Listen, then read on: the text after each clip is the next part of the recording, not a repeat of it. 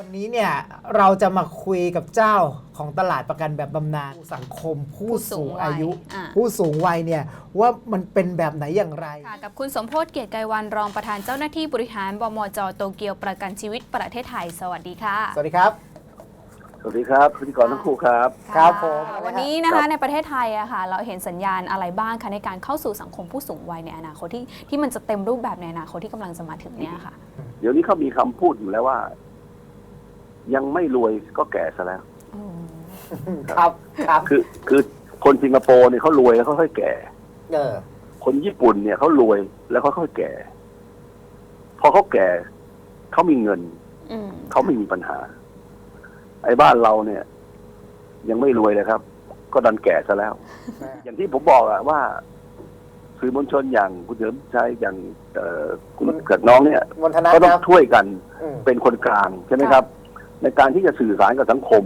ผมเองก็พยายามที่จะช่วยเป็นกระบอกเสียงว่าสังคมไทยวันนี้เนี่ย มีความจำเป็นต้องดูแลเรื่องที่ตัวเองกำลังจะต้องเข้าสู่วัยสูงอายุในอนาคตนะครับเมื่อวานนี้ก็อบรมประชุมกันอยู่ที่พัทยาก็ยังบอกทีมงานเลยบอกว่าเอาละวันนี้ผม60ละก็ได้คุณอายุเท่าไหร่อีก30ปีถึงจะ60คุณจะอยู่ยังไงอีก30ปีข้างหน้าวันนี้ผมอาจจะประสบความสำเร็จแต่พวกคุณล่ะคุณจะเตรียมตัวอะไรนะก่อนจะนึกถึงลูกค้านึกถึงตัวเองก่อนนะเตรียมตัวให้ได้เข้าใจสิ่งที่เราขายให้ได้นำเสนอลูกค้าอย่างไงว่าการมีอายุยืนคือความเสี่ยงผมพูดเสมอนะครับคุณเดิมก็เราบอกว่ามีเงินไม่เสี่ยงไม่มีเงินโคตรเสี่ยงใช่ที่บอกหวังพึ่งลูกหลานขอโทษนะครับบางท่านไม่มีลูกนะครับค่ะถ้าพูดถึงประเทศไทยวันนี้ก็เหมือนญี่ปุ่นเมื่อก่อนนะคุมกำเนิดเพราะทุกคนกังวลทุกคนต้องทำงานมีการเกิดน้อยมากจนรัฐบาลญี่ปุ่นตกใจท่านเชื่อไหมครับว่าวันนี้อัตราการเกิดของประเทศไทยต่ำกว่าญี่ปุ่นครับค่ะโอ้ตายนี่เรื่องจริงนี่เรื่องจริงครับผมไปประชุมที่ญี่ปุ่นมาตัวเลขของ UN เลยครับ 1.4 อะไรประมาณนี้ฮะญี่ปุ่นเคยตกต่ำมากเลยเรื่องมีการเกิดต่ำนะเขาก็กังวลมาล่วงหน้าถามประชาชนกลับไปเขาบอกก็สามีทำงานภรรยาก็ต้องทำงานต้องช่วยกันทำงานเพราะค่าของชีพมันสูงนะทีนี้เขาก็ถามมาแล้วทำไมคุณไม่มีลูกถ้ามีลูกแล้วมันจะมีภาระ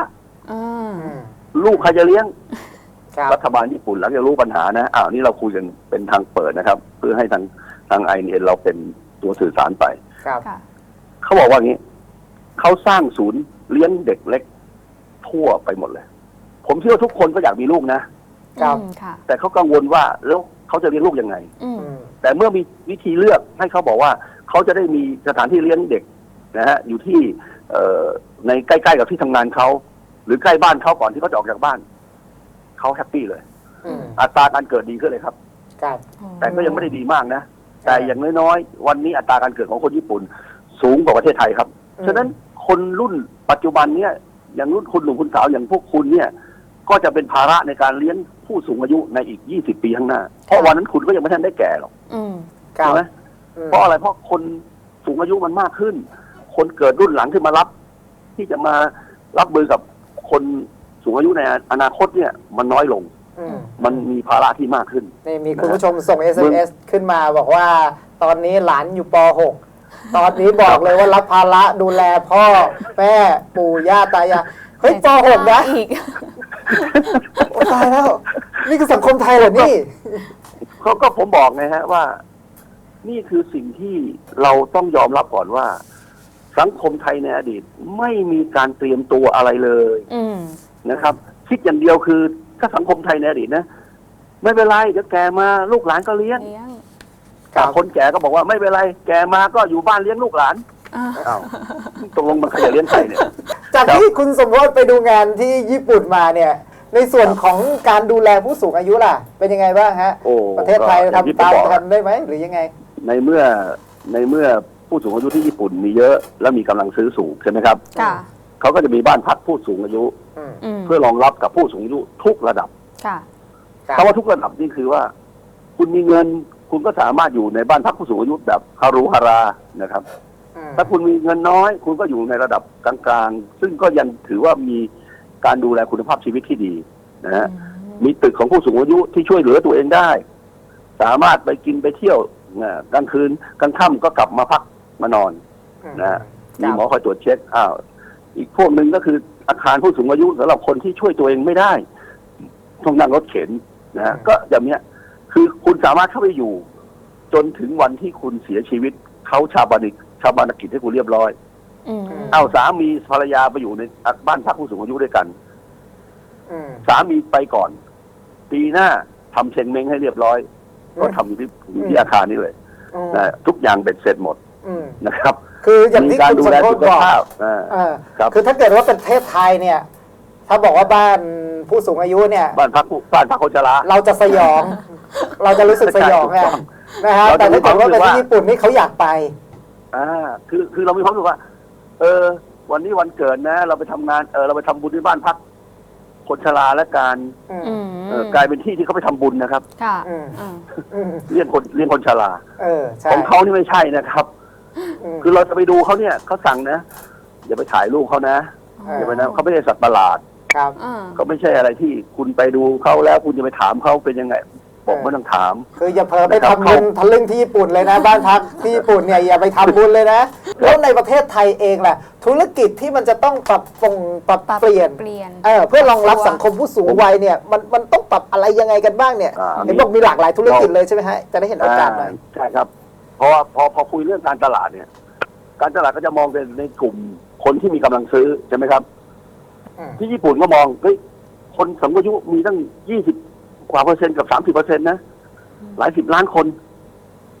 กลุ่มนี้คือกลุ่มที่มีกำลังซื้อสูงมากฉะนั้นกิจกรรมสินค้าที่มุ่งสู่ผู้สูงอายุเยอะแยะไปหมดคนสูงอายุต้องไปตลาดทำอาหารปรุงอาหารคุณไปที่ห้างเลยครับจะไปห้างอีออนอะไรต่างๆนะครับเขามีห้างสรรพสินค้านะครับแล้วก็ไปเนี่ยเขาจะมีคอร์เนอร์เลยเป็นอาหารกึ่งสำเร็จไม่สำเร็จคือไม่ต้องไปซื้อปลาตัวหนึ่งไม่ต้องซื้อหมูกิโลหนึ่งไม่ต้องซื้อผักกิโลหนึ่งฉะนั้นในนั้นก็จะมีผักที่ก็หั่นมาในปริมาณเหมาะสมคุณจะทาน1 คน 2 คนใช่ไหมมีเต้าหู้มีหมูหรือมีปลาใส่อยู่ในนั้นเพื่อคุณกลับบ้านคุณไปปรุงเลยลงหม้อไปปั๊บก็ต้มเหมือนมาม่าปั๊บก็สุกนะคุณก็ปรุงกินเลยพรุ่งนี้คุณไปซื้อใหม่ฉะนั้นคุณก็ได้กินอาหารสดคล้ายๆว่าเขาเตรียมให้คุณเนี่ยอาหารกึ่งเตรียมสำเร็จอะไรอย่างเงี้ยฉะนั้นตลาดมันก็จะมีการปรับตัวให้เข้ากับกลุ่มลูกค้าซึ่งเขาจะจับลูกค้ากลุ่มคนสูงอายุอย่างเงี้ยเขาจะมีตลาดที่ขายของเครื่องใช้สำหรับคนสูงอายุเป็นเหมือนย่านนะฮะไปถึงนั่นคุณจะซื้อไม้เท้าคุณจะซื้อรองเท้าคุณจะซื้อเสื้อผ้าคุณจะซื้อพูดง่ายๆก็คือว่าคุณต้องการเก้าอี้รถเข็นไม้เท้า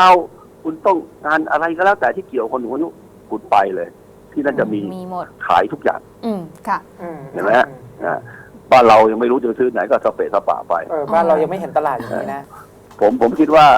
เรื่องพวกนี้ประเทศไทยเนี่ยกำลังปรับตัวนะครับมีหลายบริษัทมีหลายองค์กรก็เริ่มสนใจอยากไปดูบ้านพักผู้สูงอายุนะมาติดต่อทางเราเพื่อไปขอชมที่ญี่ปุ่นอะไรอย่างเงี้ยบางทีเราก็ลำบากใจเหมือนกันคือเขาเข้าใจฮะว่าเขาอยากไปดูแต่ว่าบางทีทางญี่ปุ่นเองเขาก็ค่อนข้างเป็นปิดสตริกใช่ไหมคือเข้าไปนี่สะอาดมากนะครับคือมวลชนที่ไปด้วยก็รู้นะครับว่าโอ้โหต้องเปลี่ยนรองเท้าต้องทำความสะอาดแต่รองเท้าแตะเขาคุณต้องเข้าห้องน้ำก่อนไปล้างมือล้างแอลกอฮอล์เอามีน้ำยาบ้วนปากตั้งไว้เรียบร้อยเลยใส่ถ้วยให้คุณทำอะไรให้คุณแบบถ้าเดินเข้าไปแล้วคุณต้องพยายามให้มีเชื้อโรคน้อยที่สุดนะฮะเผื่อไปทำให้คนสูงอายุซึ่งคนสูงอายุเองมีโอกาสติดเชื้อได้ง่ายใช่ไหมฮะฉะนั้นนี่คือสิ่งที่เราพยายามให้ความเข้าใจกับสังคมไทยนะฮะว่าสังคมไทยเนี่ยอย่าเพิ่งรู้สึกว่าเรื่องมันไกลตัวนะมันเป็นเรื่องที่ใกล้เข้ามาเรื่อยๆเราเป็นแล้วตอนนี้เราเป็นสังคมผู้สูงวัยแล้วนะฮะเพียงแต่เราเตรียมตัวไม่พร้อมเท่านั้นเองนะครับเอาละครับวันนี้อัปเดตกันประมาณนี้ครับผมว่าได้ประโยชน์อย่างมากเลยนะครับโอกาสหน้าเราค่อยมาคุยเรื่องบำนาญกันใหม่นะได้ครับวันนี้ขอบคุณมากครับขอบคุณมากครับสวัสดีค่ะ